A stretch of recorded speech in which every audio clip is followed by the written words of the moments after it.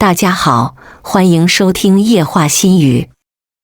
老公的妈妈为了阻止我和他领证，在赶来的路上出了车祸，当场死亡。他为此恨了我3年。一次大火中，他抛下我，果断救了青梅，丢下一句话：别他妈耍小心机，想死就快点。我绝望地闭上了双眼，他还不知道我已经怀孕了，而他妈妈的死和我没关系。许柔，你不是有病？都什么时候还在争风吃醋是吧？别耍小心机，要是真的想死就快点。江淮南愤怒的声音吞噬在大火里，他没有丝毫犹豫地挂断了电话。我被柜子死死地压住了双腿，动弹不得。消防队视野有限，看不见这个死角。此刻大火熊熊，谁也不敢贸然过来救火。我拼命地朝着江淮南呼救：救救我江淮南！他却好像听不到我绝望的哭喊。江淮南在咆哮：先救孟棠，我让你们先救孟棠。我心下一沉，因为孟棠是他青梅的名字。孟棠似乎听见了他的声音，在我不远处站了起来。江淮南便什么也顾不得了，他不顾消防队的阻拦，决然地走进火场，抱着孟棠走了出去。消防队想继续往我这边来的时候，却被江淮南叫停：外面都是大火，先送我们出去。消防队劝他：先生，待在这很安全，我刚才听到了呼救声，我需要先救幸存者。浓浓的烟呛得我无法呼吸，火焰灼烧皮肤，令我痛不欲生。我挣扎着想再次呼救的时候，旁边带火的木桩直直地砸在了我身上，我彻底失去了呼救的力气。我听见江淮南带着惊喜的声音：没人了，没人了，先带我们出去。周围的一切瞬间被大火吞噬，皮肤在被撕裂。我抬头看着我的老公，抱着别的女人走了出去。眼皮越来越沉，我绝望地闭上了眼睛，手轻轻抚摸上肚子。在最危难的时刻，我的老公亲手放弃了我，可是他还不知道，我已经怀孕了。我越来越疼，直到这场大火烧完，消防队终于发现了我。我的灵魂逐渐脱离尸体，飘在半空中，看着已经被烧焦的自己，还是忍不住流下了眼泪。他们惊喜地呼喊着我，希望我能给他们一点回应。可是没有，我已经死了。几个人将我已经烧焦的尸体搬运出来，有个年轻的消防员没忍住哭了出来。他的家人知道了该有多心疼啊！我轻笑：不会的，要是江淮南知道我死了，他应该会很开心吧，毕竟他恨了我那么多年。我的灵魂飘到了江淮南身边，他正在病房里一脸心疼地照顾着孟棠。孟棠哭的眼睛都肿了，缩在他怀里，江淮安抚性地拍着他的背，像极了一对恩爱的小夫妻。淮南哥，我都要吓死了，我差点以为自己见不到你了。江淮南在他额间轻轻一点：胡说，我肯定不会让你死，不管花多少钱，我都会把你救回来。孟棠破涕为笑：我就知道淮南哥对我最好了，只是你在这，许柔姐知道了又该不开心了。江淮南此刻像才想起我一般，他打开手机，看到了上面的未接来电，神色有些怔愣。我敛下眼眸：江淮南，这都是我打给你的求救电话呀。他手指摩挲着屏幕，想回拨回去的时候，孟棠泪眼婆娑地说：后天就是阿姨的忌日了吧？要是阿姨在，肯定不想看到你和许柔姐吵架的。这句话如同焰火，彻底点燃了许淮南。他大力熄灭屏幕，眉毛蹙起：别提他，他死外面和我也没关系，这是他欠我妈的。心脏抽痛起来，视线一片模糊。江淮南，如你所愿，我真的死了，而且是被你害死的。孟棠嘴角泛起一抹得意的笑，下一秒，他又委屈地将胳膊送到江淮南面前。淮南哥，真的好疼。江淮南满脸心疼地替他摸着腰。早跟你说了，不要乱跑，你非不听话。责怪的字词却满是宠溺。孟棠冲他甜甜一笑，以后要是留疤，你会不会嫌弃我？江淮南没说话，转身给秘书打了个电话，叮嘱他要找全市最好的医生。他说孟棠爱美，绝对不能留疤。我盯着孟棠胳膊上细小的伤疤，忍不住想，要是有一天江淮南看到被烧得不成人样的我，会是什么心情？孟棠住的是单人间病房，江淮南特地安排的。中午，孟棠搂着他的胳膊撒娇：“淮南哥，我就想吃你做的排骨汤，可以吗？”江淮南宠溺一笑，还和小时候一样贪嘴。孟棠咬着下唇，懵懵懂懂地问：“对了，淮南哥，许柔姐喜欢吃什么呀？”视线落到江淮南身上，他脸色先是一僵，而后逐渐阴沉了下来。他冷哼一声：“吃我做的饭？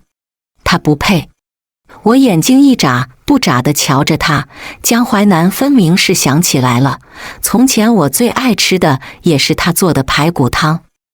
我盯着他低垂的眼睫，眼泪忽然就糊了满脸。那时候我家穷，重男轻女严重，我上大学的钱都是自己勤工俭学攒出来的。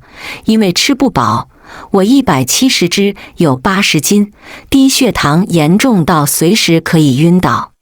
和江淮南在一起之后，他特地在校外租了一间房，每天变招法给我做好吃的，风雨无阻。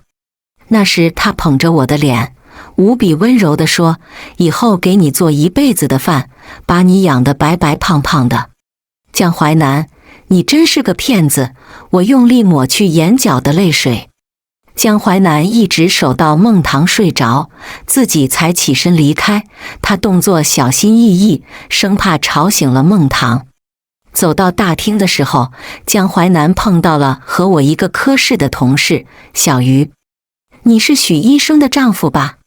江淮南很讨厌和我有关系，尤其是听到别人把他称作为我的伴侣。他冷漠地点了点头。小鱼见气氛有些不对，尴尬地笑了2声。“许医生没事吧？那天我劝他了，不让他去光明大厦，他不听我的，非要去，说是要给你买条领带，只有那边有，怎么就突然发生火灾了呢？你说？”他滔滔不绝地讲着，全然没注意到身旁的江淮南变了脸色。“你说许柔那天也去了光明大厦？”小鱼一头雾水。“你不知道吗？”江淮南正想开口说什么的，孟棠从身后叫住了他：“淮南哥，你有份文件落下了。”小鱼此刻才反应过来，他猛地拍了一下自己的脑门，飞速地离开了现场。送孟棠回到病房，江淮南一脸的心事重重。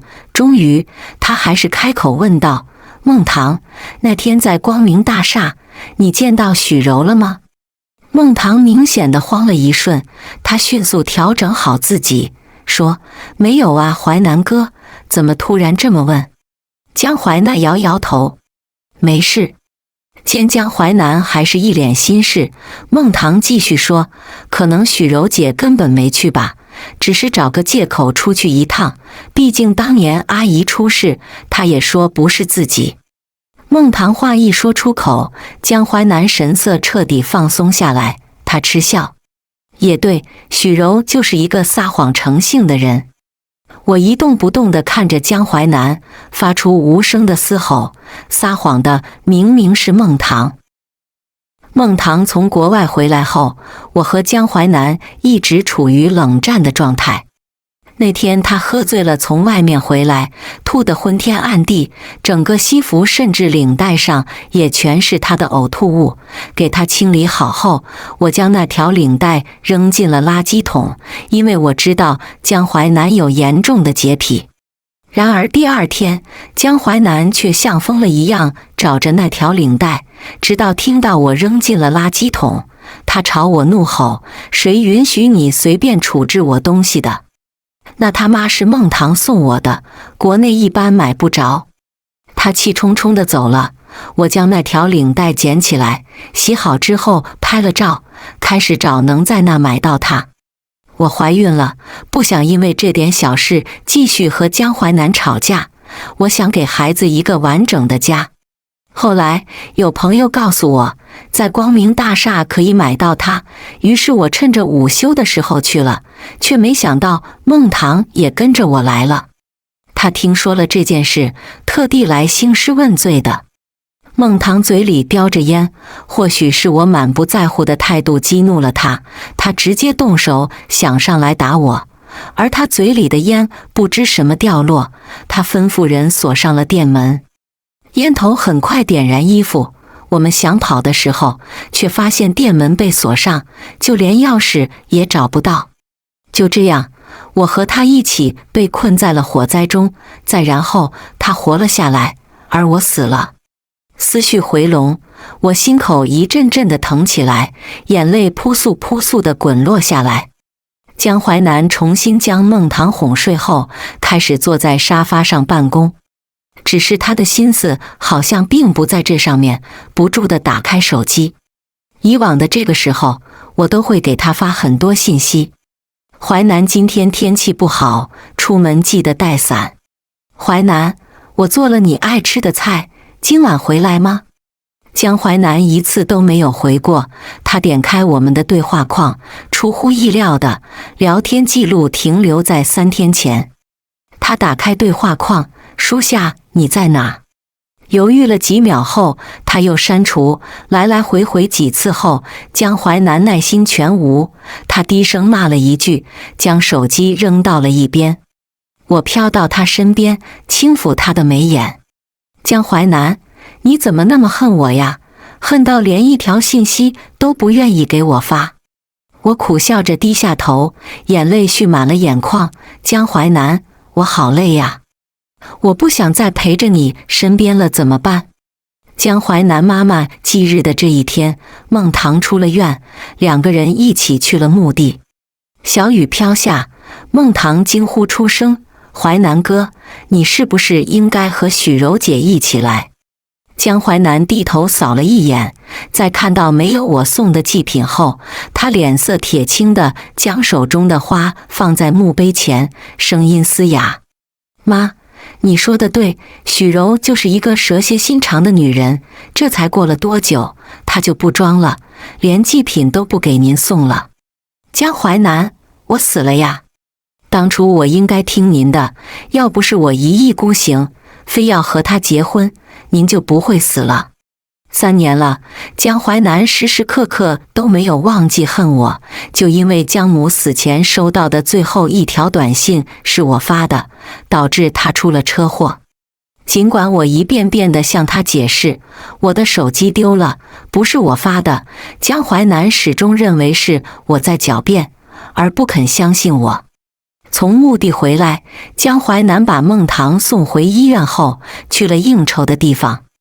凌晨1点，司机把喝醉的他送回了家。家里一片漆黑，他打开灯，脱去手表，下意识地想交给我，却听见手表啪嗒一声落在地上。江淮南开始大声喊我的名字，里里外外地找完每个房间后，江淮南坐在沙发上开始给我打电话，没人接听，他就开始发语音：“许柔，你他妈长本事了是吧？今晚不回来，永远别回来，别他妈装死，许柔。”我多想告诉他，江淮南，我没有装死，我是真死了。手机铃声响起，江淮南立马接起，以为是我，他开始破口大骂：“许柔，我真是给你脸了是吧？马上给我回家！”听见没有？电话那头的人似乎被他骂懵了，顿了很久。那边说：请问是许医生的家人吗？他已经很久没来上班了，今天警局打电话说需要提供一些身份信息，您看你有空吗？江淮南冷声：没空。你告诉许柔，我没有耐心陪他演戏，这么大的人了，就别玩离家出走的那一套。可是先生，许医生似乎在那场江淮南挂断了电话。原来连我的死讯，江淮南都没有耐心听下去。他目光呆滞地坐在沙发上，缓缓拿起了桌子上摆的合照。那时我们在一起满1个月的时候，江淮南拉着我去拍的。那时我容貌焦虑严重，因为长期的吃不饱饭，我严重营养不良，看起来就像是饿了好几天的干尸。江淮南在我额头落下轻轻一吻，眼底似星河。在我心中，你就是最美的。他摸索着照片，嘴角扬起了一抹笑，似乎也想起来那些年我们恩爱的时光，想起我们和他妈妈坚强的抗战。他拿出手机给我发语音：许柔，你回来我们好好聊聊，或许我们可以重新开始。消息发出，石沉大海。我蹲在他面前，轻声说：江淮南，我死了呀，我们再也不可能重新开始了。好半晌，江淮南的脸色越来越阴沉，手机信息提示音响起，他迫不及待地打开，却看到了我的产检预约。我想起来了，我是故意填的江淮南的手机信息，为的就是给他一个惊喜。可是此刻，江淮南却脸色阴沉，他猛地将手中的相框扔在地上，相框瞬间4分5裂。他拼命地朝我打电话，却没有人接。江淮南挂断电话，开始给我发语音：许柔，你他妈躲着不肯见我，就是和其他野男人跑了。谁是孩子爸爸？我们明明每次都有措施。他所谓的措施，就是每次事后让我吃紧急避孕药，因为他说，许柔，杀人凶手不配生下我的孩子。长时间的服药导致我的生理期混乱，加上药物并不是100%可靠，这个孩子是个意外，可是我却不舍得打掉他。我伸手摸上平坦的小腹，目不转睛地看着他，看着他发怒的样子，突然就笑了起来，只是笑着笑着，眼泪蓄满了眼眶。原来在他心中，我对他的爱就是如此的不坚定。从他妈妈的死，直到现在他的怀疑，让我坚定，江淮南从来没有信任过我。我想去捡起破碎的照片，却只能眼睁睁地看着我的手指穿过去。早该明白，失去的东西是捡不起来的。江淮南，要是有下辈子，我再也不要遇见你了。我走不掉，灵魂日日夜夜地跟在江淮南身边，只觉得恶心。他很多天没去医院，就连孟棠出院都没去接，身边的助理提醒他，却被他大声怒斥：我的事情也要你管。我飘在半空中，看着他颐指气使的样子，突然拒绝的他和记忆中那个温润儒雅的少年早已经大相径庭。夜晚，江淮南应酬的时候再一次喝醉了，他趴在桌子上，任凭助理怎么劝都不动，嘴里一直在嘀咕：想你，别走好吗？助理连忙给孟棠打去了电话。毕竟谁不知道，江总恨透了家里的妻子，偏偏对青梅竹马体贴入微。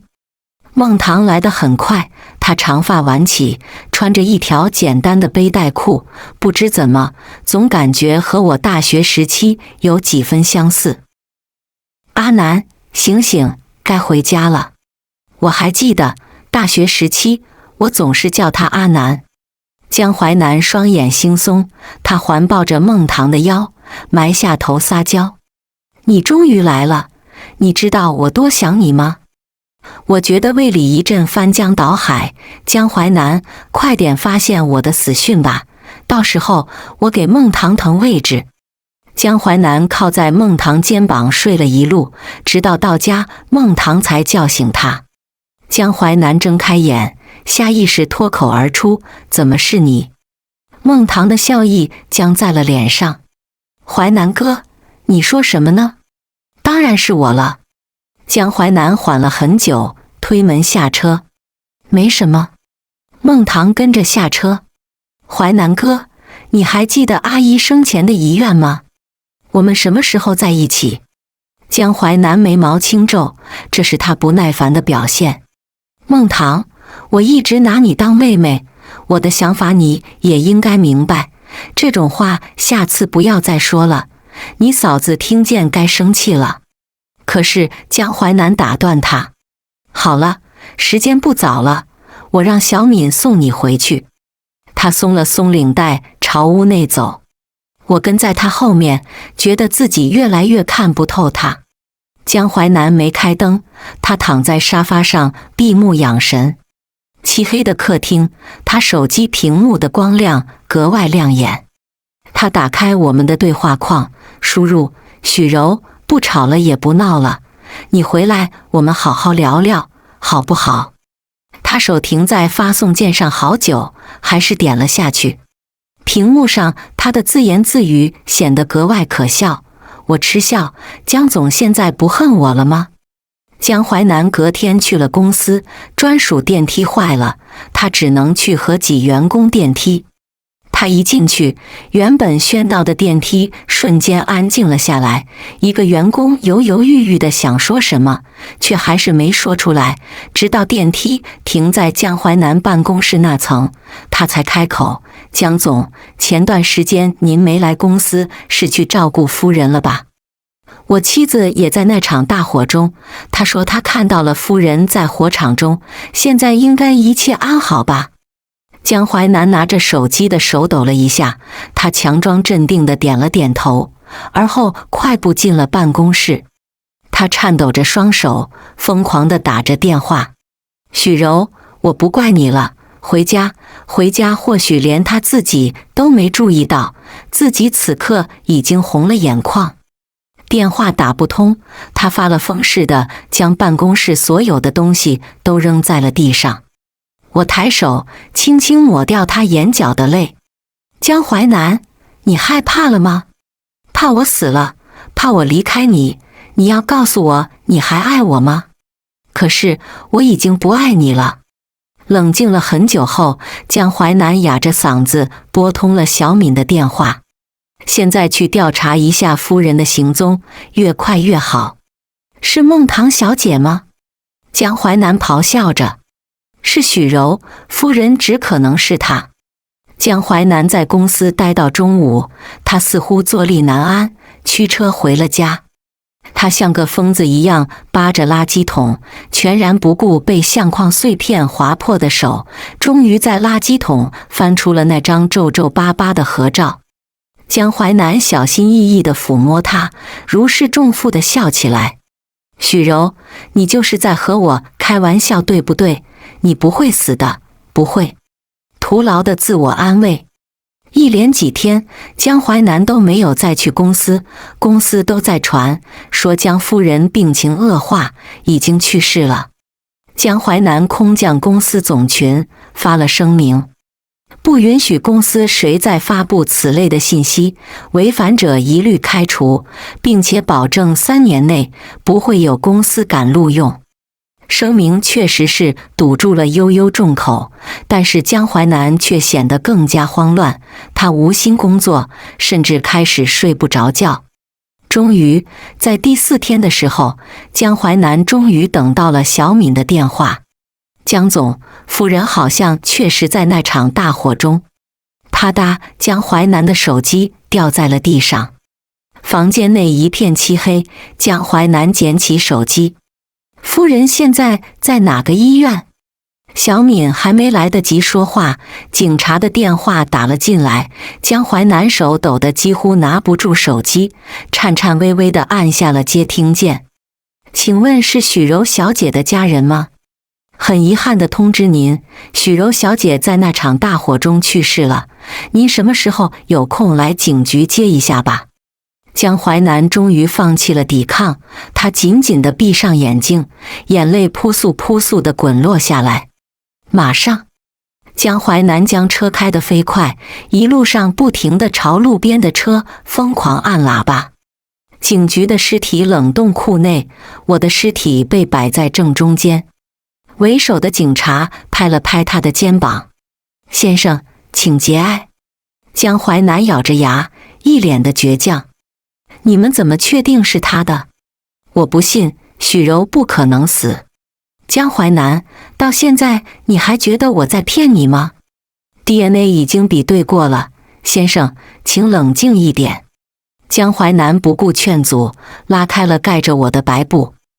我看着被烧焦的自己，全身没有一块好皮肤，忍不住哽咽起来。明明我也是个爱美的小女孩呀！江淮南扑过来，一寸一寸地盯着我看边摇头：“这不是许柔，这不是许柔。”直到看到我右手无名指上的戒指，江淮南浑身瘫软地坐在了地上，他泪水决堤，哭得直不起来腰。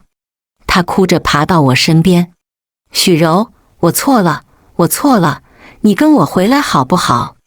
起来，跟我回家。许柔，这里太冷了，你不是最怕冷了吗？阿南带你回家。”警察叹息一声：“看得出你很爱自己的妻子。听消防人员说，那天有个男的非得要求先把他和他女朋友送出去，这才耽误了许小姐的最佳抢救时间。”警察话音刚落，江淮南面露惊恐，他全都想起来了。那场大火中，是他亲手挂断了我的求救电话，是他导致我错过了救援时间，最后身葬火海。许柔，你肯定生我的气。他疯狂地扇自己巴掌：“我是混蛋，我是混蛋，是我没救你，是我。我看得好笑，江淮南，此刻的你不及我痛苦的1/1000。”江淮南再也支撑不住，晕了过去。我跟在江淮南身边，听着孟棠哭哭啼啼的声音，简直要被烦死。江淮南睁开眼睛的时候，孟棠夸张地叫了一声，扑到了江淮南身上：“淮南哥，你终于醒了，吓死我了！”呜呜呜！江淮南低下头，沉默着拉开他，然后在孟棠一脸的不解中问：“那天你在光明大厦是不是遇见了许柔？为什么不告诉我？”孟棠神色有一瞬间的慌张，她迅速做出无辜的表情：“我真的没有遇见许柔姐，要是遇见了，我肯定会救她出去的。淮南哥，是不是许柔姐出什么事了？”江淮南低下头，眼睫轻颤，声音哽咽：“许柔死了，我再也见不到她了，是我害死了她，是我。”孟棠环抱住江淮南，柔声安慰：“我知道你伤心，淮南哥，你还有我，我会永远陪着你的。”在江淮南看不到的地方，孟棠勾起了一抹得逞的笑意。我拳头逐渐握紧，眼眶温热。为什么江淮南？为什么我怎么跟你解释你都不相信，却偏偏相信孟棠话？我真的恨死你了。江淮南出院的时候，遇到了之前的那个同事小鱼，看到他，小鱼红了眼眶：“许医生赔给你的领带，你还没收到吧？”江淮南脸色惨白：“什么领带？”小鱼抹掉眼泪：“许医生说他弄坏了你一条珍贵的领带，听同事说只有光明大厦才有卖的。可怜了许医生还有肚子里的孩子，他还想给你一个惊喜呢。”江淮南听完，身形又一抖，险些摔倒，好在助理扶着了他。小鱼眼看情况不对，留下一句节哀，便匆匆忙忙地走了。回去的路上，江淮南一直紧闭着眼睛，我飘在他身边，看着他不停地流眼泪。好半晌，他突然开口说：“小敏，我是害死许柔的凶手，你说许柔恨不恨我？小敏把着方向盘，闻言，车身狠狠一动，她只说：江总，好好操持夫人的丧礼吧。我当然恨你啊，江淮南。江淮南降下车身，冷风吹进来，他身体向来不好。小敏劝他：江总，还是要照顾好自己。江淮南低下头，没说话。很早之前，我就听过一句话：迟来的深情比草贱。此刻，江淮南亦是如此。他把我的戒指收下来，如若珍宝地拿在手里。我的尸体被推进火化炉的时候，江淮南发了疯似的扑向我，喊着我的名字。小敏和另外2个安保死死地拦下他，再出来，我就被装在一个小小的盒子里。江淮南说：许柔，我们回家了。江淮南办了一场葬礼，除了我，大家似乎都哭得很伤心。孟棠没来，因为江淮南告诉他：你别来了，许柔生前和你关系不好。我还记得孟棠当时的脸色，像是吞了一颗老鼠屎。葬礼结束后，江淮南把自己关在家里整整3天，不吃不喝，屋内窗帘严丝合缝，一丝光亮都没有。他整日喝酒，喝醉了就喊我的名字。有次他迷迷糊糊地喝醉了，竟然朝着我的方向要拥抱。许柔，原来喝醉了就能看见你，真好。小敏给他打了很多电话，全被他一一挂断，就连孟棠的电话他也不接。孟棠终于忍不住，开始砰砰砰地敲门。起初江淮南不想开，直到孟棠说：淮南哥，今天是我妈的生日，你忘了吗？这是我妈妈救你的日子啊，你不来她会很伤心的。我知道江淮南小时候有次掉河里，是孟棠的妈妈救上来的，2家因此定了娃娃亲，而他妈妈也是因为这才反对我们2个在一起。江淮南打开了房门，他喉结滚动：你先回去吧，晚上我会到伯母家的。孟棠一脸的不甘，却还是点头。江淮南关上门后，轻抚着我的照片，喃喃道：我知道你不喜欢孟棠，你放心，这次我会和他说清楚，以后都不会再见面了。原来江淮南一直都知道，也清楚孟棠对他的心思，可他还是把他留在身边，膈应我，恶心我。我冲他大喊一声：混蛋！江淮南却什么也听不见。孟家公司这2年因为经营不善，几乎濒临破产，所以孟家父母才迫切地希望孟棠能尽快和江淮南结婚。孟父端起一杯酒，笑意盈盈地看向江淮南：淮南啊，25年前的今天，你伯母救下了你，是我们的缘分啊。江淮南没举杯，只轻声说：伯母的救命之恩，没齿难忘。孟府的脸色阴了下来，孟母又说：我知道你和堂堂心里都是有对方的，既然如此，就尽快挑个日子把婚结了吧。视线落到江淮南身上，他不紧不慢地擦了擦嘴：伯父伯母，我对孟棠仅限于哥哥对妹妹的疼爱，要是之前做了有什么不妥的行为，我向你们道歉，以后我不会再和孟棠单独见面，以免引起什么不必要的误会。我江淮南此生的妻子只有许柔一个人。说完，他站起身：你们慢慢吃。孟棠在后面拼命地叫他名字，江淮南却再也没有回头。直到走进地下车库，江淮南才发现自己的钥匙落在了孟家，无奈他只能再次返回。远远的，我就听见孟棠和他妈妈咋争吵，江淮南也停下了脚步，点燃了一根烟。孟棠问：妈，淮南哥是不是发现了什么？他是不是知道那天我见了许柔，故意让他带我走，导致许柔错过了最佳救援时间？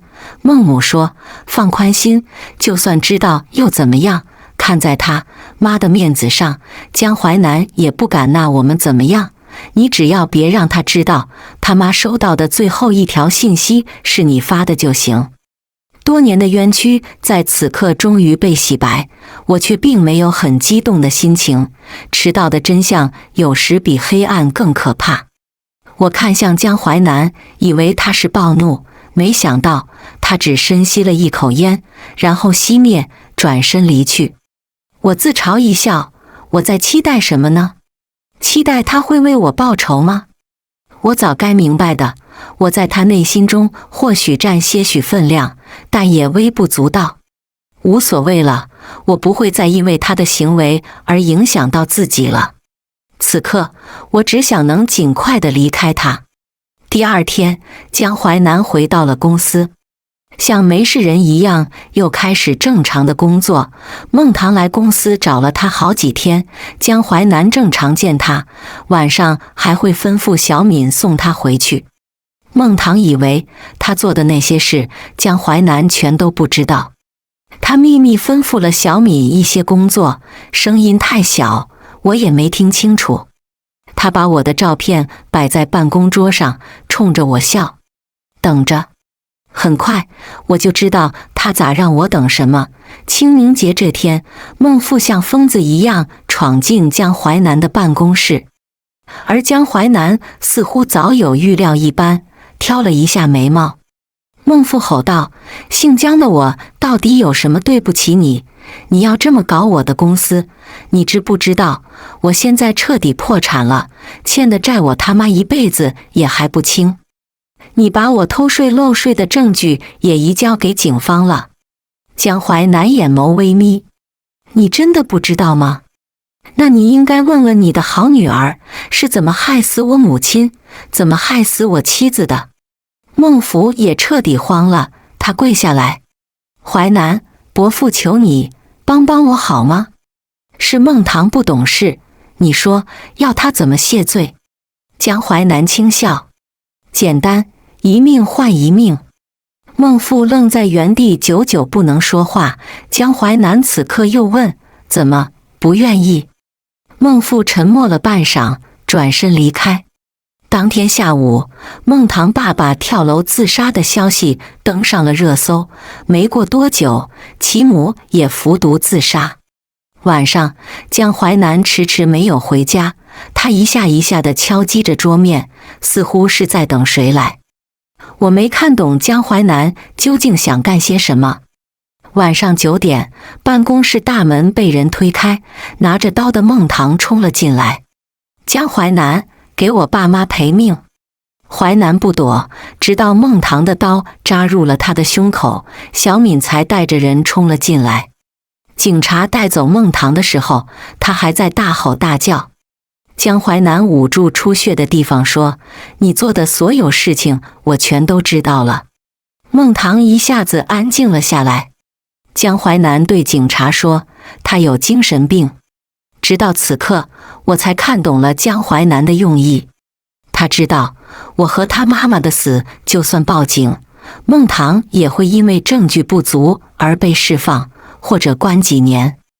而孟府孟母虽然贪生怕死，但是却格外宠爱孟棠，再加上债务问题，还不如舍去自己保下女儿。